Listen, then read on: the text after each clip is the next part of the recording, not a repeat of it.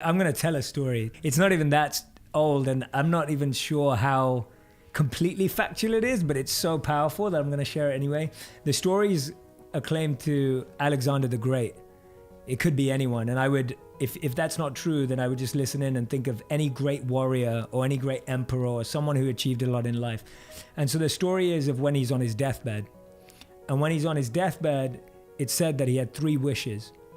And those 3 wishes, when his ministers asked him what he wanted, was that he wanted him to be carried by all the doctors to his funeral. So he wanted his coffin and his body inside the coffin to be carried by all the doctors, the best doctors, to his funeral. The second thing is he wanted that path to be laid with everything that he'd gained in life, all the jewels, all the riches, all the money, everything. And the third thing he wanted was that he wanted his coffin to be left open so that you could see his hands on either side, right? And the ministers looked at him and said, that is the most morbid thing in the world. Like, this is your last wish and those are your 3 wishes. And they said, why are they your 3 wishes? And Alexander the Great explained, he said that I want the best doctors in the world to carry my body because I want the world to see that even the best doctors in the world can't save you from death. He said, I want the path to my funeral to be laid with everything I've gained to show people that you can't take anything with you. And he said, I want my hands to be outside of the coffin to show that we come into this world empty-handed and we leave this world empty-handed. I believe that we all have a finite number of breaths and we all get an opportunity to make them count. And there's a beautiful thought by Maya Angelou where she said, people will forget what you did, people will forget what you said, but people will never forget how you made them feel. All of us have this limited amount of time, and all that's going to be remembered is how we made people feel. What I realized was I was so sure of what I wanted to do that I wasn't going to let people's opinions break me down. And even though it was uncomfortable in the beginning, and that's where I feel toxic relationships are hard to leave when you haven't visioned the bridge of where you want to cross. And if you haven't built the other side, you're scared of putting that first step on the bridge. I've genuinely tried to take out the feeling of I'm going to prove them wrong. And so every time I feel like someone is against me, or I feel like some animosity or negativity from someone, I remove the thought in my head that says I've got to show them. Because I don't want that to become my motivation. Because if that becomes my motivation and intention, then now that person controls me. Right, and now if they're not impressed when I come out the other side, then I'm going to keep seeking their validation. So I think that's a big thing we do in toxic relationships, where we pin our happiness onto how that person feels about us, good or bad. And then you're left your whole life searching for that. But how can you just want to connect with people as people? Now, the people that stuck with me the whole way, I trust them and love them more than anyone. People who left and come back, I don't trust them. And I'm okay with that. I have my distance because I'm just like, if you weren't with me at that time, then I can't trust you in the same way as I trust these people who've always been there. So the best thing is it's shown me my true friends. And therefore I have a great group of people around me that love me, that have always been there, that have, even if they misunderstood me, they were honest enough to say, Jay, I don't get you, but I'm gonna stick around. And I love that honesty too, right? It's not like everyone who stayed around was like, we give our toxic relationships and negativity so much energy. We're like, for example, in your comment section on Instagram, for anyone who's on social media, for everyone who's on social media, you could pinpoint the one negative comment out of 100 positive comments. And we all do it. We amplify the negative, and you see it all the time. And we do the same in our lives where we sit here talking about all the toxicity. And so for me, it's like, I can either spend all my energy trying to convince that one person to love me, or I can reply to the people that love me already and they'll love me more because they already engaged with me and they're going to feel so happy that I responded to them. And I think this is a great simple tip for everyone who's listening, is just when you respond to positivity in your life, it just increases. When you respond to the negativity in your life, it just increases. And so trying to get someone to like you and defend yourself and control how they feel about you, it wastes and drains so much energy. And you could use all that energy for the people that love you. But overall, I try to respond to everyone who said something positive, and I rarely put any energy into anyone who put anything negative, because I don't want to change their mind. They're entitled to their belief. They're okay to feel that way. And if I feel like it's good feedback, I'll take it on board. But if I feel like it's just someone being a keyboard warrior and, doesn't like me and saying what they want, then I'm not going to take that seriously. You know, I don't agree with you and I don't agree with the point you're making. This is my point. And I'm like, yeah, you know what? I had 3 minutes to explain that and I missed that point. Like, you're right. Always asking myself these questions around, you know, is someone invested in my future? Is someone going to be there for me when I'm struggling? And is someone paying my bills? Like, those are my 3 checking system of who matters in life. Like your soul, your mind, and your paycheck. And I think the biggest thing I asked myself was just, am I going to look back on, if I don't do this? So I need to go and take the responsibility to make this shift. And I think the truth is that when we think people are holding us back, it's just us not taking responsibility for us to push forward. Like, that's all it is. Because the truth is, if you really, really, really, really, really want something, right? Like if someone told you right now you had to get on a plane and there's $1 million in New York, no one would say, oh, my parents can't afford it. If you really wanted it, you'd get on a plane right now and you'd go pick that $1 million up. So it's our own insecurity that we reflect onto the people around us. And I think it's really important. I get it. There are people who are toxic around us. I get it. I had that too. There were people who were just like, literally people said to me, like, you realize you're going to fail at being a monk. You realize when you come back, no one's going to hire you. You realize when you come back, no one's going to want to be with you. You realize, you know, there were so many things. Like people like, you know, you're going to be socially dead. Like no one's going to care where you are. There was so much of that, but it didn't get amplified because I was strong in my conviction. So the way I dealt with it was just keep strengthening your conviction rather than trying to weaken the argument. Because the opinions of others will get weakened when you strengthen your own, right? That's how it works. You don't weaken someone else's to strengthen your own. Literally, my family was like, so there's some people that said, oh, we told you so. Like when I came back from being a monk 3 years after, a lot of people were like, oh, we told you. And the second thing I heard was like, why are you back so early? Like, you know, like we thought you were going to do this for real. And it felt like a failure because I wanted to do it for a much longer time and I couldn't. So it felt like a failure in so many regards. And then I had to refigure my life out. But you're totally right that the people that genuinely love you will always stand by you, like always. And that's the best thing. It's such a great test. It's such a great test. Why do you want people around you that only love you when you do what they want you to do? Like, why do any of us want that? Like, why don't we just want people around us who genuinely stick with us through whatever we go through? That's where I've reconciled my self-doubt, is recognizing that I don't always know what's going to work. And that's a beautiful thing. And that I've been feeling this often, that I've got to where I want in life, just not in the way I imagined it. And that's the beauty of giving up that control and feeling slightly liberated. So I'll give an example of what I mean by that.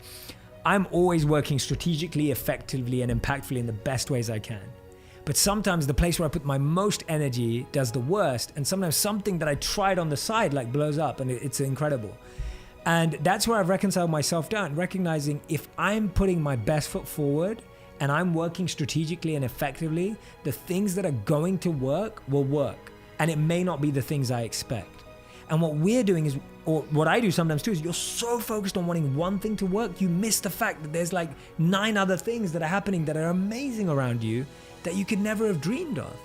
And I've seen that in my life countless times where I wanted one thing to work, 3 things were working over here, but I was so like, why is this not working? Like, why is this not working? That you miss that.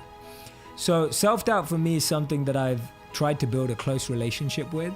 And I get it all the time. I still get it before a post, before a video, before anything. I mean, I was just I'm working on my book right now. I just launched a podcast. And before I launched the podcast, I had no idea how well it was going to do, how badly it was going to do or anything. And there was a part of me that was like, are people going to listen to this? Like, are people going to care? Like, I ask myself all those questions still today. Number 1, I'm glad I asked myself those questions. It means I'm human. It means that I care. It means that it's important to me. I speak at so many conferences and everyone always asks me, do you still get nervous? I go, yes, I get nervous because I care. The day I stop feeling nervous, that means I don't care anymore. If I don't care anymore, that means I don't love what I do anymore. So for me, the first thing is I recognize that self-doubt just shows me that I care and that something's important to me. Whereas I don't doubt myself around things that I don't care about. Like if you asked me a question right now about what's the recipe for this amazing dish, I wouldn't know and I'd say, I don't know. And I'd be okay with it because I don't care about cooking. I'm not a cook, right? But if it's something that you care about, you'll have self-doubt. The second thing that I do with self-doubt is I go, okay, if that's the things that I'm doubting myself for, what strategies, what can I put into place to overcome them? Doubt is just a great way of making you check what you need to work on. So if my doubt is, oh my God, not enough people are going to listen to this. So I'm like, okay, so how do we make it more listenable? How do we make the content better? How do we make the conversation better? If my doubt is, I don't feel like people are going to like this topic. Okay, what themes am I good at talking about? What is, it's a great checking system to improve what you have. So don't look at self-doubt as negative. Turn it into a positive by actually asking yourself those questions, right? So build a relationship with self-doubt because it's never going to go away. So if it's never going to go away, build a happy, positive relationship with it. So my positive relationship with it is you're showing me what I need to focus on to feel less of that. And most of us feel self-doubt because we're not researching, we're not building knowledge, we're not building expertise. And I think that's the biggest thing for me is when I feel self-doubt, it's because I'll give a perfect example. When I was thinking about doing a podcast and you're doing interviews, you don't just become an interviewer. You have to watch interviews. You have to absorb good interviewers. You can't just be an interviewee. You have to watch good interviewees. And so for me, a lot of us start something and we feel self-doubt because we've never learned that skill or we've never observed that skill. So my focus is if I want to be a good interviewer, I need to watch good interviewers. If you want to be a good stage performer, watch good stage performers. If you want to be a good monk, watch good monks, right? You don't become something good without seeing it. So self-doubt comes because you haven't upskilled. And the great thing today is you can do an online course. You can upskill from here. You can upskill from there. You can just listen to this podcast and watch you guys who've done it for such a long period of time. Seeing someone who's done something consistently, that's the best way of getting good at something. And then your self-doubt will disappear. So self-doubt can only be cut by the sword of knowledge. It can only be cut by the sword of upskilling. So that's where it starts. Do you know what the truth is? I'm not surprised. I feel like we've lived in a world that's constantly tried to get us to fit in. Like we were always told to fit in, stand in line. And then when you grow up, everything's like, oh, how do you stand out? When I remember going to school and everyone was just like, stand in line. Right? Fit in, like wear the same uniform. And then when you grow up, it's like personal branding, stand out, be yourself. And it's like, okay. So I'm not surprised that people don't know the real them because I think people are scared of being themselves because that may turn people off. Everything comes with connotations. We've been taught to be a certain way of what's normal and acceptable. All of those things. I remember the first time I wore robes on a street. Right? It was like so scary. I was like, what if someone who knows me sees me? Like I'm going to feel weird. And then you think about it and like, why? Like, why do we think that? Because we've been, all these conditionings have been in place. So for me, I'm not surprised by that is my first point. I don't feel surprised by it. I think the first thing is you've got to get comfortable being you. See, no one will ever be comfortable with you being you if you're not comfortable being you. And I think we first try and prove ourselves to other people. So my favorite, this is like, I talk about this all the time. It's probably one of my favorite pieces of insights. It's from a writer named Cooley in the 1900s. And he said, today I'm not what I think I am. I'm not what you think I am. I am what I think you think I am. So what he means by that is we are living in a perception of ourselves. If I think you guys think that I'm nice, then I feel nice. If I think that you think I'm weird, I feel weird. So we're constantly living through the perception of someone else.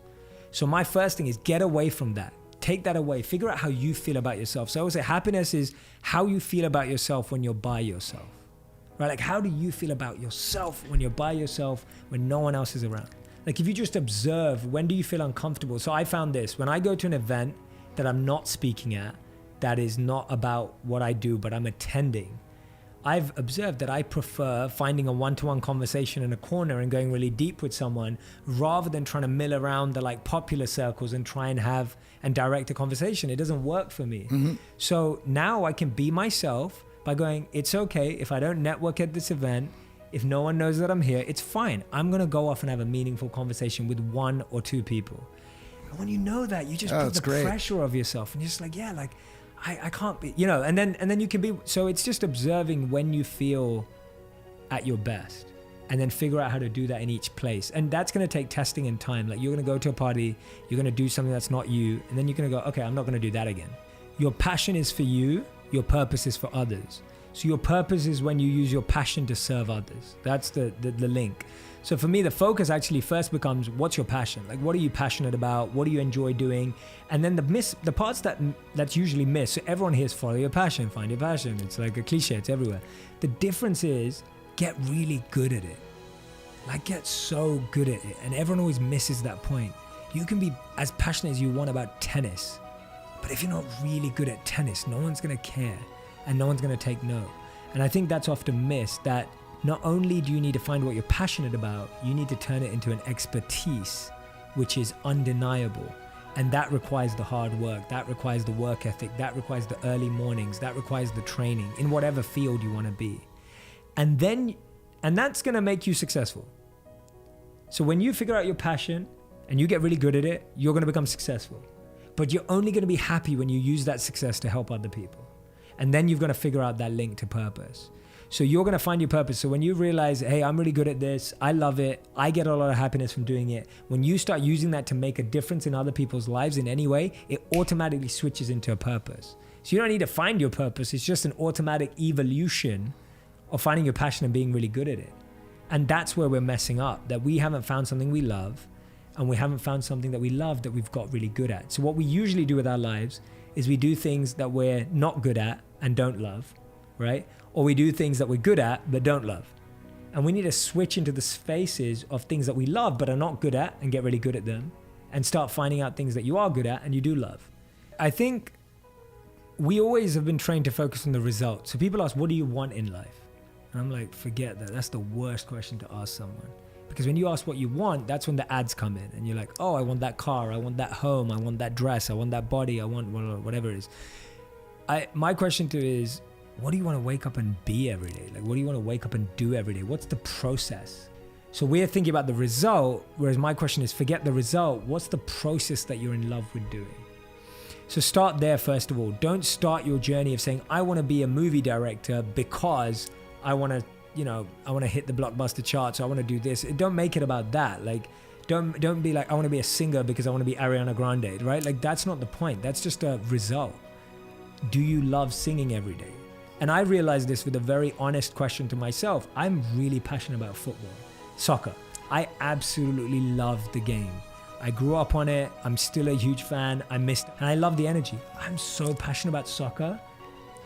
I don't have what it takes to be a soccer player. When I was a monk, I wake up at 5:30 a.m. now to meditate. I do not want to wake up at 4 a.m. to go out on a raining pitch and play soccer. I don't want to be in the gym for 4 hours a day. I want to meditate for 4 hours a day, but I don't want to play soccer for 4 hours a day and then be in the gym and train. I'm not envious of any athlete in the world because it takes a different type of mindset. So first thing is find the process. The way to find what you're passionate about is literally use your weekends and evenings to do a test on anything. The best way is go and do a course, test it out. Try doing it once. Go and shadow someone who does it. Someone in your life that does it. If you want to be a podcaster, come and shadow you guys for a week, right? And see what that life's like. See what it actually looks like to research, to sit with a guest, to find new guests, to work it out. Like, go and shadow someone who's already doing it. And then try and do it for a day. Like, try and do the schedule of someone you look up to for a day. Like, if you can do that for a day and you loved it, then do it for one more day. And if you loved it, do it for another day, and that's going to trickle in. So that's a much smarter way to finding your passion, rather than just sitting there and reflecting, which is cool, which is important. But I'd encourage you to just get out there, right? Get out there and live the life of someone who's doing it when they started. That's another point. Don't focus on what people are doing now. Focus on what they were doing when they started. And that's the biggest challenge, right? We're not experimenting enough. And so a lot of my friends will say, Jay, you always look like you've got something exciting going on in life. And I'm like, yeah, I do. But that's because like 9 people told me that my other ideas sucked, right? And so like I get more wins because I get more failures. Because I'm failing so often. I'm trying so many things out so often that don't go right. And then everyone sees the one thing that goes right. And that's how it works. And that's the odds for anyone. That's not just me. Anyone who's doing what they love every day is trying 100 different things, and most of them are not working. But because they're playing the game of numbers, something's got to work. Like, that's how I live. I'm just like, if I try 10 things this year, one of them's got to work. But if I try one thing this year, most likely it probably won't work. Right. And that's the biggest challenge. If we just up our experiments, you're gonna, do something new for every weekend this year. And everyone you love and respect and look up to, that's been their path. And I think that's what's given me so much. That's what's liberated me from it. Like Steve Jobs is one of my biggest role models in certain areas of his life. And when I've read his biography, by Walter Isaacson, it's like the guy has failed so many times. Yet all of us, like most of us, have a phone that's an iPhone or an Apple product in our home or whatever it is. It's like he's not worried about all those times it went wrong because he obviously won big in this area of his life. So my take's just everyone you look up to, whether it's an athlete, an entrepreneur, a coach, a CEO, whatever it is, they have messed up so many times. And just know that. So when you're messing up, you're on the path. Like you're on the same path. That's hard. I think something that happens is you have to surround yourself by peers in a space too who understand you and don't see you as competition. And that's really hard, and it's like a fine line. I genuinely believe that collaboration wins always. And to me, that is exactly why the people that are most successful in this world are successful, because they surround themselves with people who have differing beliefs. And MIT did a research study on this. They found that people who are more innovative and creative in an organization knew people who didn't know each other. So when you know people who all know each other, you end up with the same answer, the same belief, and confirmation bias exists, and you just keep building that echo chamber. Whereas if you've got two people who don't agree and you get a checking system, then you can trust your gut and go with what you believe. So I think I try and move away from having people around me. And it's not just yes men or yes women. It's not just about that. It's about building a circle of people that want different things for you and knowing what they want for you.